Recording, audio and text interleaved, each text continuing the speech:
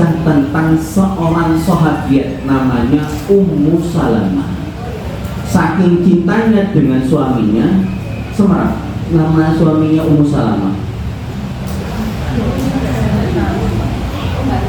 Ada yang tahu? Suaminya Ummu Salamah. Berarti suaminya adalah Pak Salamah. Suaminya namanya Abu Salamah. Abu Salamah itu kalau di Indonesia kan ya Pak Salamah. Ngajarkan doa, aku pernah dengar Rasulullah itu menyampaikan bahwasannya mamin muslimin, tidaklah seorang muslim yusibul musibah, dia terkena musibah, kemudian mengucapkan kalimat istirja inna lillahi wa inna ilaihi rajiun, kemudian dilanjutkan lagi dengan doa Allahumma ajirni fi musibati wa akhlif li khairan minha illa fu'ila dhalika. Kata Nabi SAW, apabila ada seorang muslim dia terkena musibah, apapun musibahnya,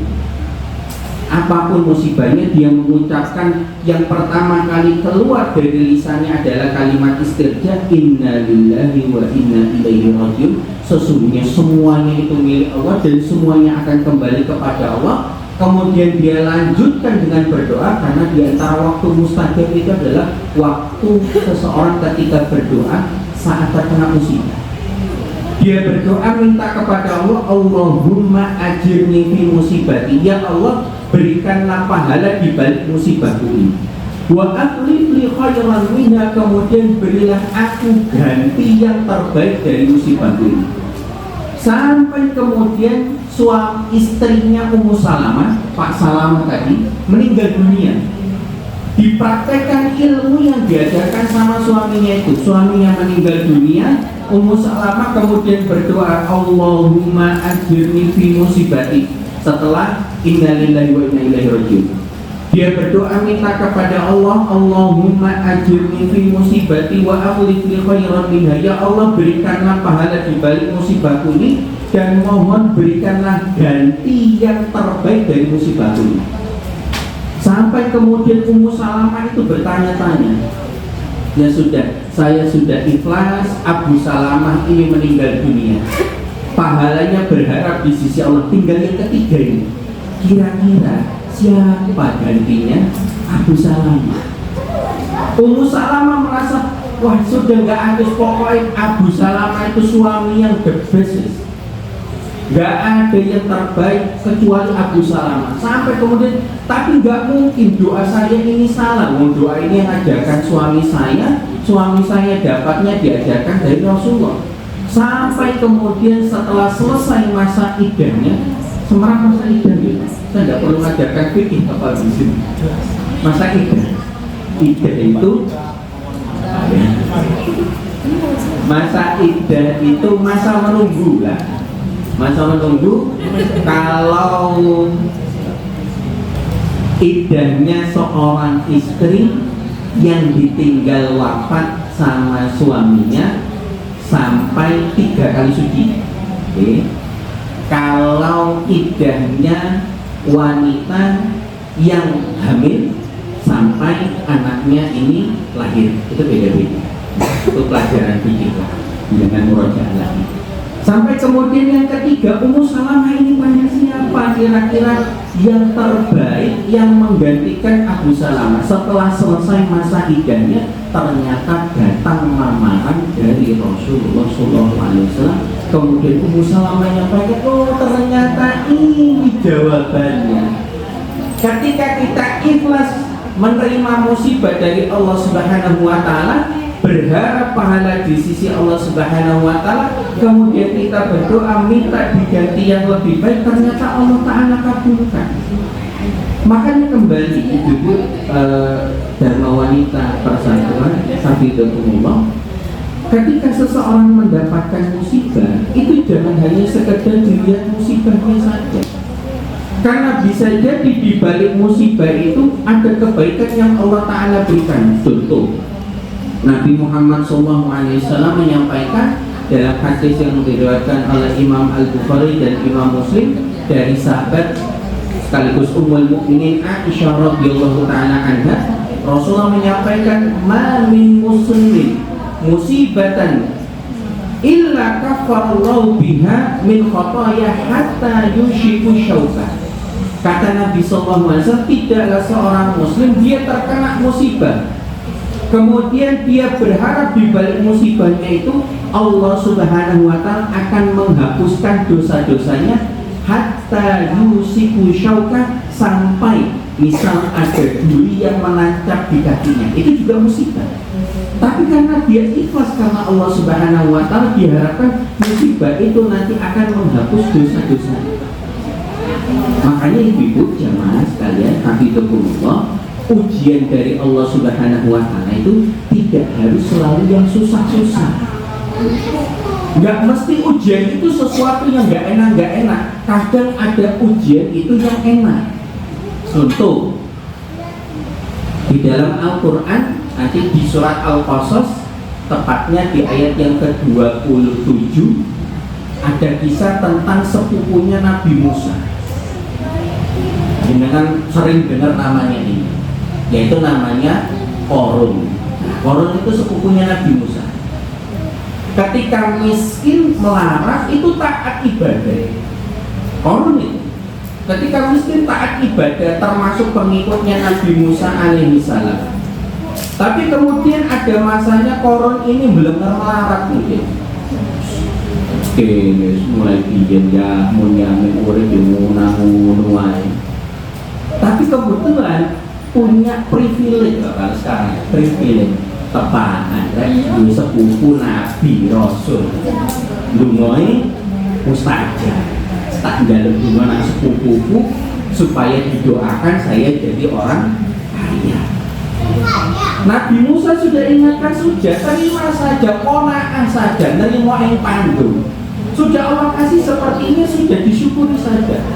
Tapi kemudian orang mengatakan, tenang aja Musa, kata sepupunya, aku tetap bakalan taat kepada Allah nanti walaupun kaya tetap taat.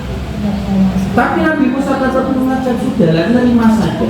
Tapi orang tetap ngewengkel memaksa Nabi Musa supaya mendoakannya jadi orang kaya. Akhirnya sudahlah didoakan Qarun itu jadi orang kaya. Sampai kemudian di waktu yang berikutnya, saking kayanya Qarun, kunci hartanya itu nggak sanggup dipanggil oleh 1-2 orang, tapi beberapa orang yang kuat itu baru kunci hartanya.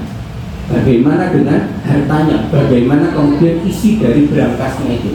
Kalau sekarang mungkin, kalau Qarun hidup di zaman sekarang itu, yang dipamerkan itu bukan mobil-mobilnya itu aja, tapi dipamerkan ini loh, PIN ATM saya, bukan ATM-nya, tapi PIN yang dipamerkan, ini loh PIN ini.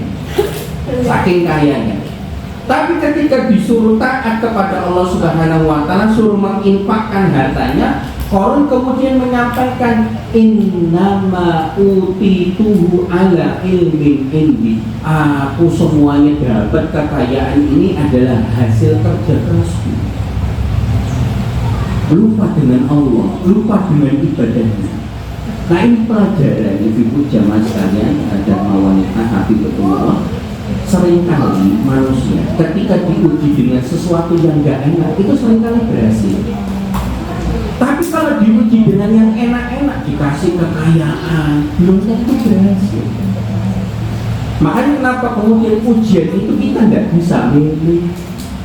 Gak kemudian ada di sini yang berkata, ya Allah ujilah saya dengan kekayaan, ada kayak gitu.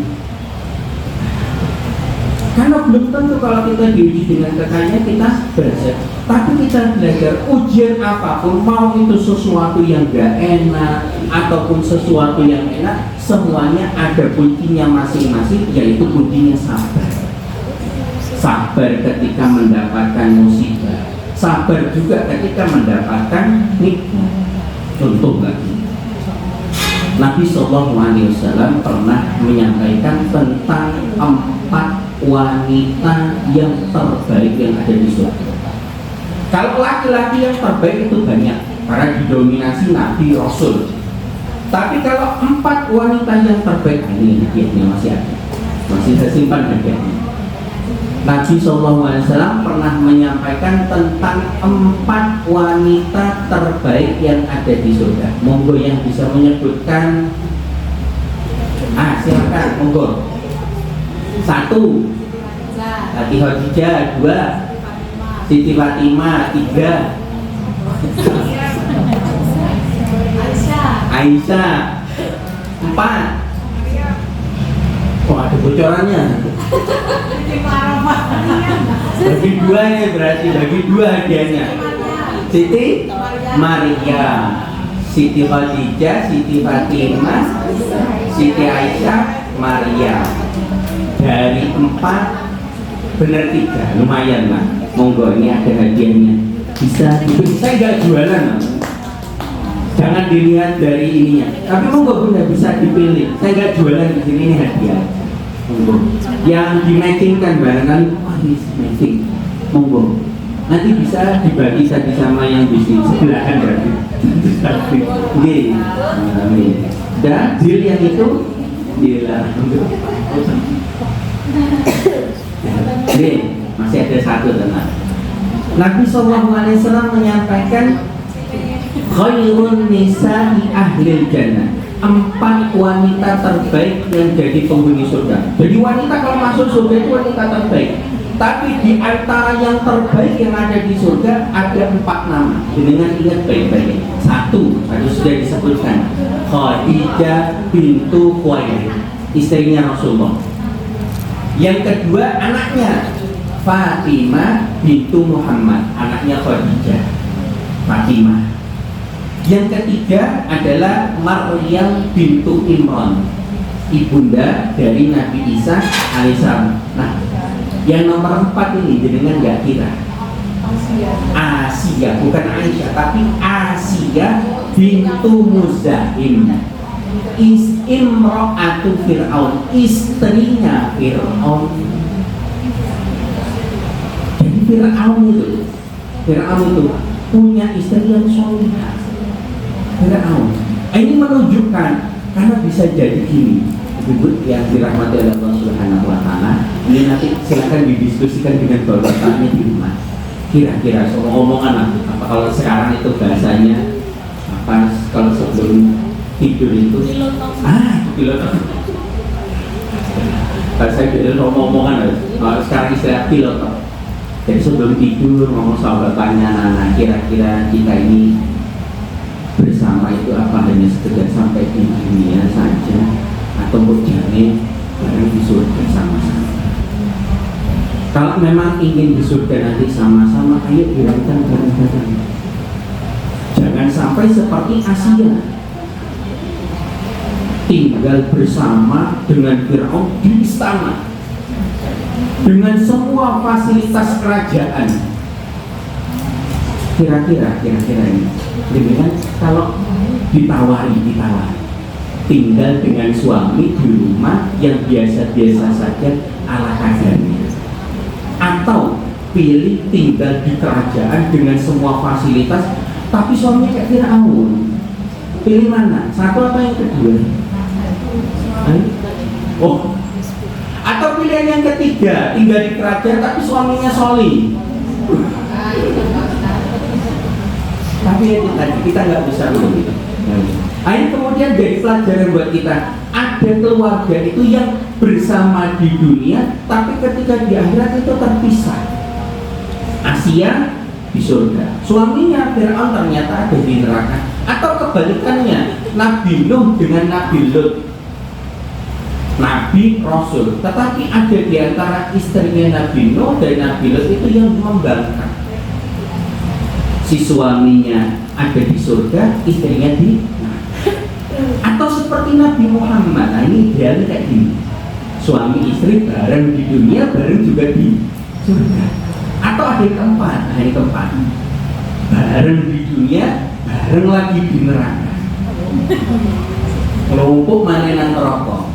Contohnya siapa? Abu Lahab, tabbat yada abi lahabi wa tab, ma aghna anhu maluhu wa ma kasab, sayasla naran dzata lahab wa imra'atuhu hammalatal hatab. Di antaranya Fir'aun, Abu Lahab itu punya istri namanya itu bagus, Ummu Jamil. Jamil itu kecantikan,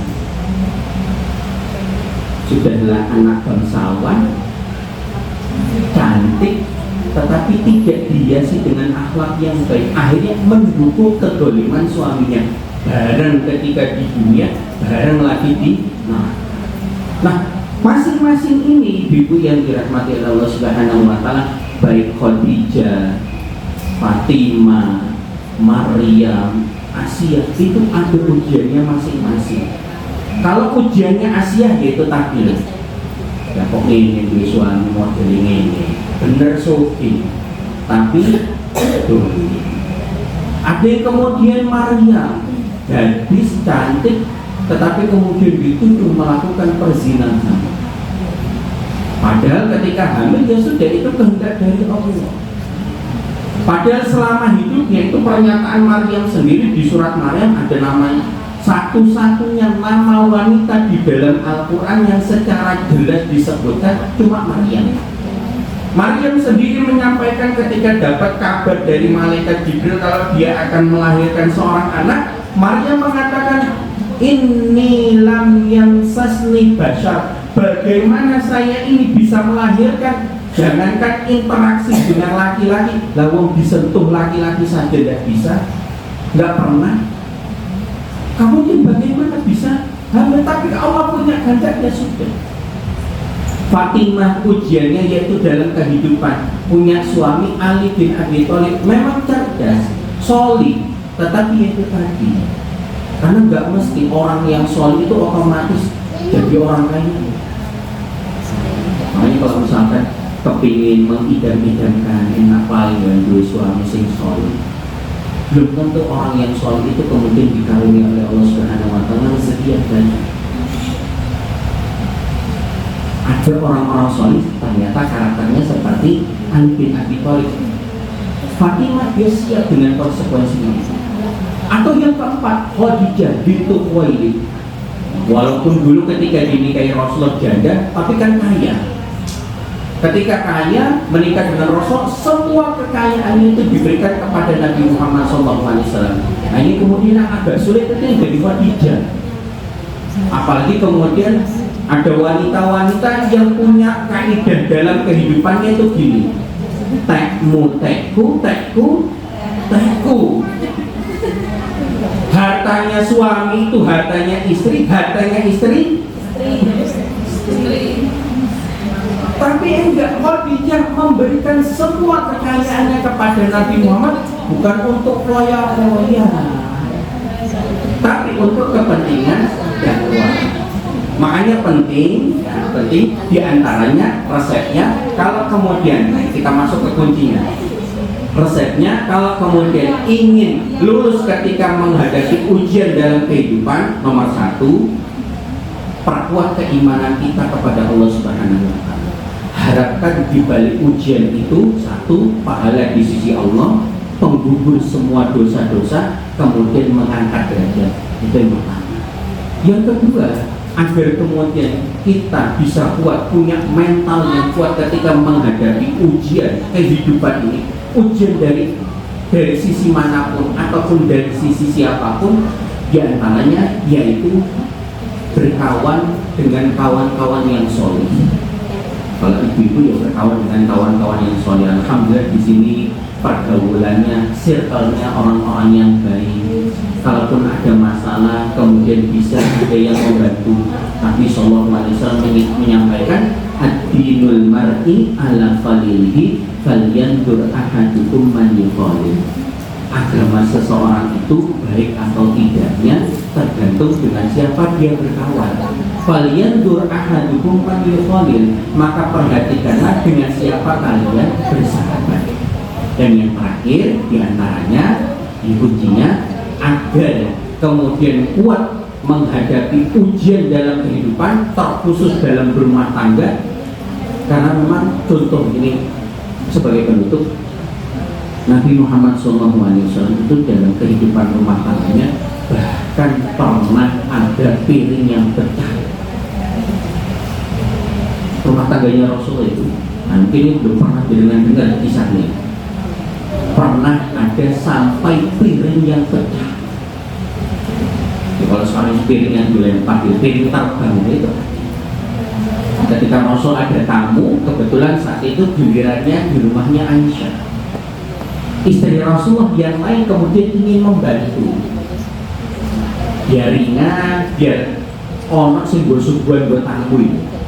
Akhirnya istri yang lain mengutus pembantunya untuk membawa makanan. Dibawa makanan. Aisyah tidak terima. Piring yang di situ ada makanannya kemudian di apa? Orang kalau bawa piring gini, kemudian piringnya diginikan. Apa bahasa Indonesia? Di bahasa Bulgaria ditampel itu. Ditampel gini, piring pecah, makanan berserakan. Kira-kira ini misal bapaknya anak ketika ada tamu dengan marah, emosi, piring itu dibanting, kira-kira responnya bapaknya anak gimana? Bu, ya kok sih tamu kok gini? Tapi Rasulullah enggak, ini tadi ciri makanya doa kalau dalam pernikahan itu cuma satu tok loh. Masih kan lihat dulu waktu nikah didoakan apa? Lama dulu nikahnya. Doanya apa? Barakallahu laka wa baraka alaika wa jama'a bainakuma fi khair. Barakallahu laka, semoga Allah memberkahimu baik yang laki-laki maupun yang perempuan, baik si suami maupun si istri. Wa jama'a bainakuma fi khair, dan mudah-mudahan Allah kumpulkan kalian dalam kebaikan. Apapun yang dilakukan itu jadi kebaikan. Kalaupun ada marahnya itu juga kebaikan. Nah, ketika Rasulullah tadi kedatangan tamu, kemudian Aisyah tadi menampel piring yang ada makanan, Rasulullah hanya meresponnya gini sambil membersihkan makanan dibagikan ke tamunya itu, "Gharat ummukum, ibu kalian lagi cemburu." Sudah selesai. Kemudian Rasulullah ke belakang ambil piring. Aisyah, ini gantinya piring yang diberikan lagi. Sudah selesai. Mbak diperpanjang Usmani Usbi. Ini nang kamar, nak ngomong sama benar-benar. Ini mana? Sudah selesai seperti itu. Nah, cirinya bagaimana supaya rumah tangga seperti ini? Banyak-banyak berdoa. Rabbana hablana min azwajina wa dzurriyyatina qurrata waj'alna lil muttaqina imama. Itu doa supaya rumah tangga itu bisa ayat, tentrem, pasangan ngelihat pasangannya itu jadi kalau ta'ayun. Jangan kan ngomong baru melihat saja itu. Bapak-bapak pulang dari kerja capek, baru buka pintu lihat istrinya, Masya Allah, sudah dandan dengan dandanan yang terbaik. Suami menyambut. Jangan kemudian bapaknya datang habis kerja masih pakai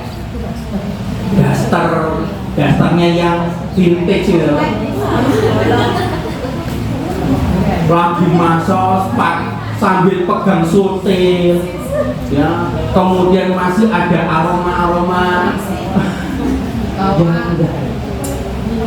disambut dengan sambutan yang terbaik. Itu kemudian yang membuat rumah tangga jadi air. Kalaupun ada masalah, kita punya mental yang kuat. Jadi tiga itu ya, pertama diperkuat keimanannya kepada Allah Subhanahu wa Ta'ala. Yang kedua, berkawan dengan orang-orang yang solih, yang solihah. Dan yang ketiga, banyak-banyak berdoa, minta kepada Allah supaya rumah tangganya ini sakinah, mawaddah, warahmah, berkumpul tidak hanya di dunia tapi juga berkumpul sampai di surganya Allah Subhanahu wa Ta'ala. Pakai ditutup dengan doa. Baik, sebelum nggak ada pertanyaan kan? Nggak ada. Nanti saya mau jadi tanya, masih ada satu biar nggak dibawa pulang. Sebelum doa kita pertanyaan. Tadi ada doa yang diajarkan sama Rasulullah yang dipraktekkan sama Ummu Salamah ketika dapat musibah. Monggo yang hafal doanya. Monggo. Doanya tadi yang depannya innalillahi tadi loh. Allahumma ajirni. Nggih. Monggo. Ada lagi monggo. Allahumma ajirni. Sudah tadi fi musibati. Tinggal lanjutannya sedikit lagi. Wa amilni khairan minha. Ini ke siapa ini berarti? Satu kanan satu kiri. Enggak lah monggo di kan atau nanti ibu ketua atau ibu wakil yang menjelaskan saja. Monggo silakan. Monggo. Monggo. Mudah-mudahan. Kalau mudah-mudahan manfaat deh. Aku saja cuma bawa dia tadi. Tidak tahu kalau jamaahnya sekian banyak. Mudah-mudahan kita sama-sama berdoa. Mudah-mudahan pengajian kita di siang hari ini menjadi ilmu yang bermanfaat buat kita semuanya, baik di dunia maupun di akhirat. Mudah-mudahan keluarga kita semuanya dijadikan oleh Allah Subhanahu wa Ta'ala keluarga yang barokah di dunia dan juga barokah di akhirat. Bismillahirrahmanirrahim. Astagfirullahaladzim. Allahumma sholli wa sallim wa barik ala nabiyyina Muhammadin wa ala alihi wa sahbihi ajma'in. Walhamdulillahi rabbil alamin. Ya Rahman ya Rahim ya Ghani ya Hamid ya Rahim ya Wadud. Rabbana ighfir lana wa liwalidayna warhamhum kama rabbawna shaghira. Rabbana ighfir lana wa li ikhwanina alladhina sabaquna bil iman wa la taj'al fi qulubina ghillan lil ladzina amanu rabbana innaka ra'ufur rahim. Allahumma arinal haqqa haqqan warzuqna ittiba'ah wa arinal batila batila warzuqna ijtinabah. Allahumma inna nas'aluka ilman nafi'an wa rizqan tayyiban wa amalan mutaqabbalan. Ya hayyu ya qayyum bi rahmatika nastaghits. Ya hayyu ya qayyum bi rahmatika nastaghits. Ya hayyu ya qayyum bi rahmatika nastaghits. Allahumma aslih lana sya'nana kullahu fala takilna ila anfusina tarfata 'ain. Rabbana zalamna anfusana wa in lam taghfir lana wa tarhamna lanakunanna minal khasirin. Rabbana hab lana min azwajina wa dhurriyyatina qurrata a'yun waj'alna lil muttaqina imama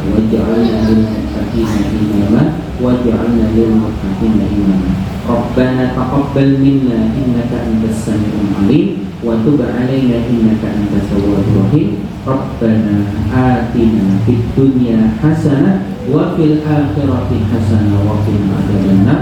Sallallahu ala nabiyyina Muhammadin wa ala alihi wa ashabihi ajma'in. Walhamdulillahi rabbil alamin. Wassalamualaikum warahmatullahi wabarakatuh.